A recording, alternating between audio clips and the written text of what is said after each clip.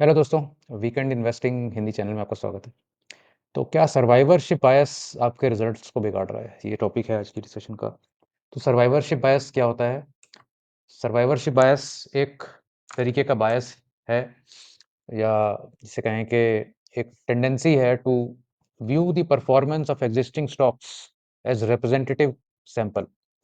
तो अब क्या इसका मतलब हुआ कि जैसे सपोज आज का निफ्टी का हम कंपोजिशन लें, आज निफ्टी में आपके सपोज स्टॉक्स हैं जैसे ट्रेंट, जोमेटो, इस तरीके के स्टॉक्स आज की डेट में है।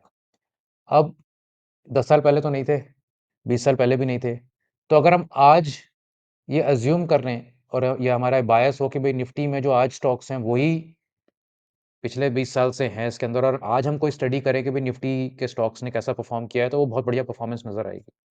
उसमें वो नज़र नहीं आएगा कि उसमें पहले येस बैंक भी था, निफ्टी में इंडिया बुल्स भी था, निफ्टी में एक टाइम पे जेपी एसोसिएट भी था, निफ्टी में एक टाइम पे पॉसिबली सुज़लॉन या इस तरीके के स्टॉक्स भी थे, जिन्होंने बाद में अच्छा परफॉर्म नहीं किया।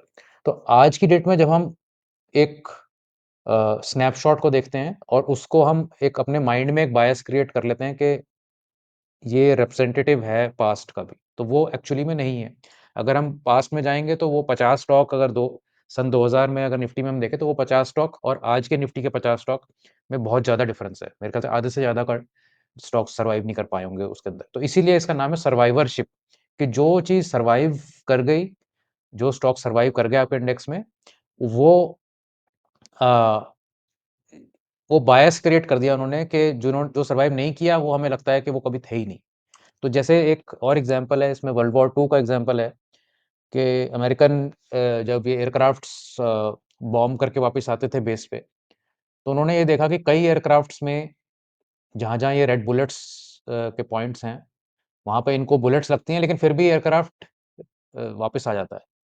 तो वहाँ पर एक मैथमेटिशियन था मिस्टर वॉल्ड, उन्होंने ये सर्वाइवरशिप बायस की थ्योरी इसमें लगाई। उन्होंने कहा कि जो एरियाज़ में बुलेट्स नहीं लगी हुई हैं, जो प्लेन वापस बेस पर आ गए हैं, इसका मतलब है कि दूसरे प्लेन्स में जहाँ पे ये रेड डॉट्स नहीं हैं, वहाँ बुलेट्स लगी होंगी और इसलिए उन्होंने सर्वाइव नहीं कर पाए वो। तो हमारी कैलकुलेशन इस बेसिस पे नहीं होनी चाहिए कि जो वापस आ गए हैं, उसकी बेसिस पे हम कैलकुलेशन करें। जो नहीं आ पाए हैं, वो किस बेसिस पे नहीं आ पाए हैं, उसकी कैलकुलेशन उसके अंदर ज़रूरी है। तो उन्होंने जिन एरियाज़ एयरक्राफ्ट के जहाँ पर बुलेट के निशान नहीं थे, जो वापस आने वाले प्लेन्स में, उनको रीइन्फोर्स किया, वहाँ पर और आर्मर बढ़ाया उनमें। तो उन्होंने देखा कि फिर प्लेन्स सर्वाइव करने लगे और वापस अपने बेस पर आने लगे, दूसरी जगहों पर चोट खाने के बाद भी।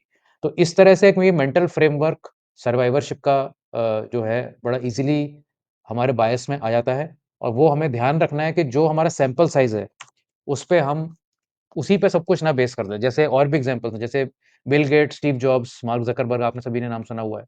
ये सारे कॉलेज ड्रॉप आउट हैं। इन्होंने कॉलेज कंप्लीट नहीं किया, लेकिन ये बहुत ज़्यादा सक्सेसफुल भी हैं। तो क्या इसका हम ये मतलब निकाल लें कि जो भी कॉलेज ड्रॉप आउट्स हैं, वो सक्सेसफुल हो जाते हैं? तो ऐसे तो रियलिटी में नहीं है। मोस्टली कॉलेज ड्रॉप आउट जो होते हैं, वो अनएम्प्लॉयड होते हैं या स्टूडेंट डेब्ट के अंदर दबे हुए होते हैं। तो ये कुछ एग्ज़ाम्पल्स हैं तो जिन्होंने सर्वाइव कर लिया।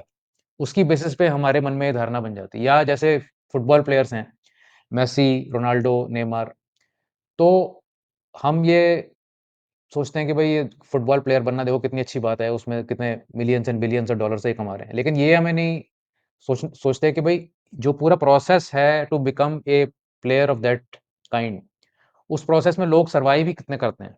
मतलब अगर 2 लाख बच्चों ने शुरू किया, तो फिर वो 20,000 बच्चे फर्स्ट लेवल ऑफ कॉम्पिटिशन में आए, फिर उसके आगे 1,000 पहुँचे, फिर 100 पहुँचे, फिर ये 4 नाम निकले। तो इस सर्वाइवरशिप की जो गेम है, उसको रिवर्स वे में सोचना जो है स्टॉक मार्केट में काफ़ी घातक हो सकता है। तो अगर आप ये सोचें कि ये वाले स्टॉक्स जो अभी अच्छा परफ़ॉर्म कर रहे हैं, ये पहले भी अच्छा परफ़ॉर्म कर रहे थे या बाद में भी यही अच्छा परफ़ॉर्म करते रहेंगे।